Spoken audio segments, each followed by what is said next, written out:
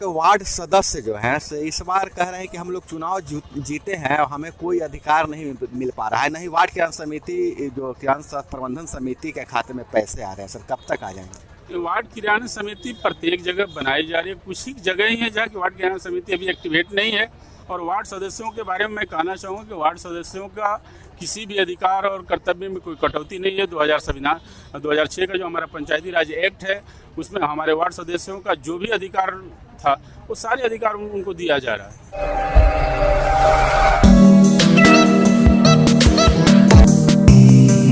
Ward सदस्यों के खाते में पैसे कब तक आएंगे और वार्ड किरान प्रबंधन समिति एक्टिवेट होगा कि नहीं होगा, वार्ड सदस्यों के वेतन भत्ता में वृद्धि कब तक होगी और वार्ड सदस्यों सहित सभी जनप्रतिनिधियों की सुरक्षा का क्या व्यवस्था किया जाएगा, इन सारे सवालों का जवाब हमने आपके लिए बिहार के पंचायती राज मंत्री मुरारी प्रसाद गौतम से मांगा है। एक्सक्लूसिव बातचीत उनसे की है, जो आपके लिए बात की है, आपके मुद्दों के लिए बात की है। उस पूरी बात को हम सुनवाने जा रहे हैं आपको कि मंत्री ने इन मुद्दों पर क्या क्या कहा। लेकिन उससे पहले हमारा परिचय हो जाए।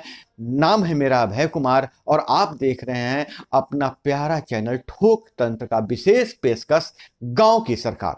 गांव की सरकार में हम पंचायतों से जुड़े, ग्रामीण जीवन से जुड़े तमाम तरह के मुद्दों पर चर्चा करते हैं, एक्सक्लूसिव जानकारी आपको देते हैं और हर उस योजना को बताते हैं जिस योजना से आपको फायदा या नुकसान हो सकता है। लेकिन बिहार में सबसे बड़ा मुद्दा है, जब से त्रिस्तरीय पंचायत चुनाव हुआ है, इस पंचायत चुनाव के बाद जो वादा किया गया था कि वार्ड सदस्यों को स्वायत्तता मिलेगी, वार्ड सदस्य अपने ढंग से अपने इलाके में विकास कार्य कर पाएंगे, जिसके लिए उन्हें राशि की कमी कभी नहीं होगी। और पंचायती राज विभाग द्वारा एक अलग संस्था बनाई गई थी, वार्ड किरान प्रबंधन समिति, जहां खाते में पैसे आते हैं। लेकिन इसमें एक बहुत बड़ा पेच था कि पैसे जो भी आते थे पहले, इस बार तो आए ही हैं, वो आए भी हैं तो बहुत कम आए हैं। मुखिया के ग्राम पंचायत के माध्यम से पैसे आते थे, इससे पूरा का पूरा नियंत्रण वार्ड सदस्यों का नहीं रहता था। मुखिया जी दबंगई करते थे और उन पैसे को खर्च करने में अपनी सहभागिता दिखाते थे। इस तमाम तरह के मुद्दे हैं। वार्ड सदस्यों बहुत 17 सूत्री मांगों को लेकर आंदोलन रहता है, बहुत बार आंदोलन किए हैं, लेकिन सरकार तक उनकी बात अभी तक नहीं पहुंच पाई है। और मांगों पर सरकार का क्या विचार है, इस तमाम तरह के जो सवाल हैं उसके जवाब अनुत्तरित हैं। दूसरी बात यह है कि वार्ड सदस्य, पंच और सरपंच महोदय, चाहे मुखिया जी हो, चाहे पंचायत समिति महोदय हो या जिला परिषद महोदय हो, उनको मानदेय कब तक मिलेगा? जो भत्ता, वेतन और भत्ता की बात की जा रही है, उन्हें कितना मिलना चाहिए और बढ़ाया जाएगा कि नहीं बढ़ाया जाएगा? एक तरफ हमारे जो माननीय है विधायक सांसद होते हैं, उनको उनके वेतन और भत्ते के रूप में बहुत भारी रकम मिलती है। वहीं दूसरी तरफ जो हमारे जनप्रतिनिधि हैं, जो त्रिस्तरीय पंचायती राज व्यवस्था के जनप्रतिनिधि हैं, जो दिन रात जनता के संपर्क में रहते हैं, रात दिन उनकी सेवा में लगे रहते हैं, उनकी वेतन और भत्ते की क्या बढ़ोतरी होगी? और सबसे अहम सवाल यह है कि हमारे जनप्रतिनिधियों पर लगातार हमले हो रहे हैं, लगातार उन पर किसी न किसी तरीके से हमले हो रहे हैं। कभी चुनावी रंजिश के कारण हमले हो रहे हैं, तो कभी किसी योजना को लेकर हमले हो रहे हैं। उन पर लगातार हमले हो रहे हैं, कई जनप्रतिनिधियों की जान भी चली गई है। तो ऐसी परिस्थिति में सरकार तो कह रही है कि हम उन्हें पुख्ता सुरक्षा का व्यवस्था करेंगे, सुरक्षा इंतजाम देंगे, लेकिन उनके सुरक्षा के लिए कौन से कदम उठाए गए हैं? हम आपको बता दें कि पंचायती राज मंत्री मुरारी प्रसाद गौतम औरंगाबाद जिले में डॉक्टर भीमराव अंबेडकर की जयंती पखवाड़ा में शामिल होने आए थे। वहां उन्होंने सभा का उद्घाटन किया और लोगों को संबोधित किया। इसी बीच मुझे मौका मिला कि पंचायती राज मंत्री मुरारी प्रसाद गौतम से इस सवालों का जवाब लिया जाए, तो उनसे हमने बातें की और बात जो निकल कर सामने आई वह आपके सामने है। लेकिन अब पूरा हम वीडियो मंत्री का बयान सुनाने से पहले, इंटरव्यू सुनाने से पहले आप लोगों से गुजारिश है भाई कि चैनल को अभी तक बहुत लोग सब्सक्राइब नहीं किए हैं। वैसे व्यूअर्स जो चैनल को मेरा देखते हैं, प्रतिदिन देखते हैं, लेकिन सब्सक्राइब नहीं किए हैं, जरूर सब्सक्राइब कर लीजिएगा। वीडियो को लाइक करना तो बिल्कुल नहीं भूलिएगा। तो देखिए पंचायती राज मंत्री ने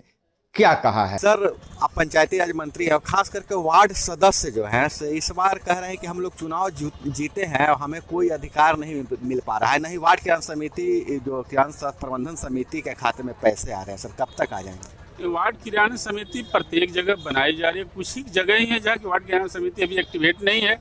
और वार्ड सदस्यों के बारे में मैं कहना चाहूँगा कि वार्ड सदस्यों का किसी भी अधिकार और कर्तव्य में कोई कटौती नहीं है। 2006 का जो हमारा पंचायती राज एक्ट है उसमें हमारे वार्ड सदस्यों का जो भी अधिकार था वो सारे अधिकार उनको दिया जा रहा है। और उनका मानदेय बढ़ने का कुछ चांस?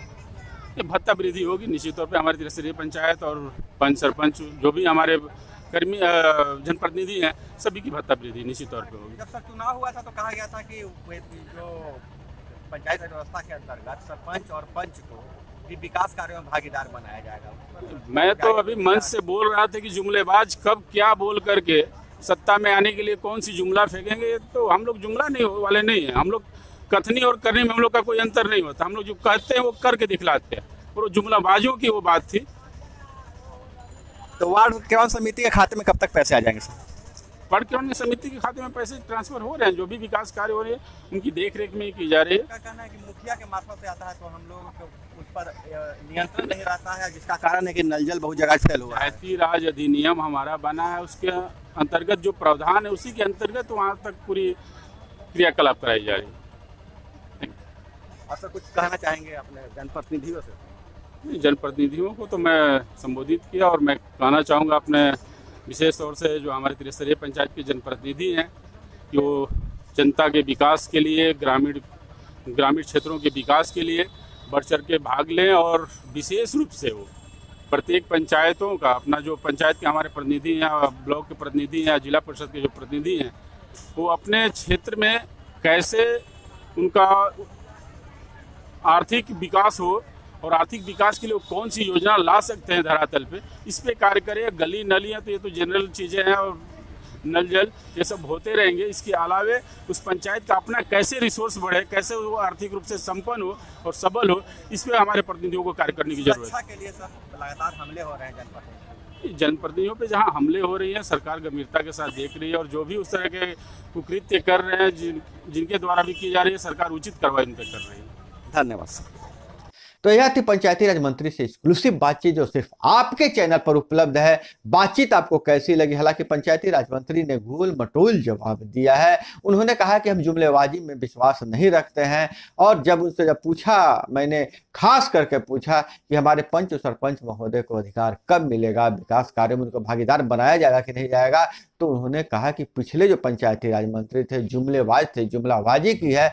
तो और कौन से सवाल है जो मंत्री से पूछा जाना चाहिए? आप कमेंट में जरूर बताइएगा। आपके सवालों को लेकर मैं मंत्री जी के पास जरूर जाऊंगा और हर तरह की आपकी लड़ाई, आपकी बात सरकार तक पहुंचाने का काम करूंगा। तो दोस्तों इसी तरह से प्यार बरसाते रहिएगा। मिलते हैं अगले वीडियो में। जय हिंद, वंदे।